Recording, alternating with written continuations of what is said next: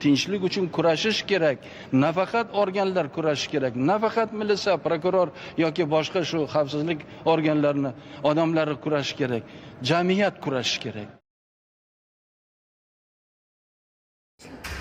Mag'rur qadam tashlang do'stlar, mardum maydonlar yurti bu. O'z vatanin jondan sevgan sodiq o'g'lonlar yurti bu. 1993 yil 29-dekabr kuni O'zbekiston Respublikasi Oliy Kengashining qarori bilan 14-yanvar Vatan himoyachilari kuni deb belgilangan. Vatan himoyachisi deganda ko'z oldimizga kimlar keladi?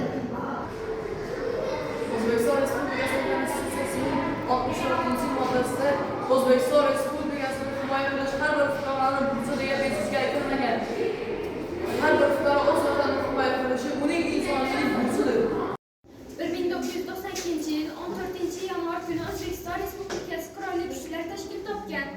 U yerda har bir askar bizning yurtimizni tinchligi, osmonimiz sog'ligi uchun kerak bo'lsa, jon olib, jon berib xizmat qilmoqda. Ikkinchi jahon urushi yillari. Ota-bobolarim bugungi tinchligimiz uchun o'z jonlarini qurbon qilishgan. Bizning 1000 yillik namozni nazar solsak, u g'azotlarimizning vatanimiz uchun fidoyiliklarini beixtiyor yodga olamiz. Sog'qiron bobomiz kuch adolatdadir tamoyili bilan dunyoni hayratga soldi. Mo'g'ullarga qarshi kurashib, buyuk davlat tuzdi.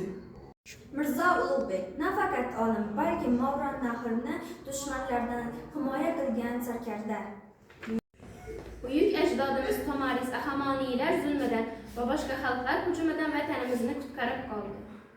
Xorazmshoh Jaloliddin Mayyuberdi Chingizxon qo'shinlariga qarshi kurashib, jangda jon fido qildi.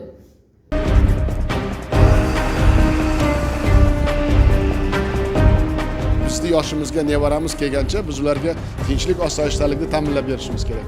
O'shanda bizni vijdonimiz toza bo'ladi. Ana shunga qodirmi biz? Shunga munosibmi biz? Unga bahoni xalqimiz beradi. Bayram bilan sizlarni tabriklab, sihat salomatlik tilayman, oilaviy baxt tilayman. Iloyim yurtimizga ko'z tegmasin.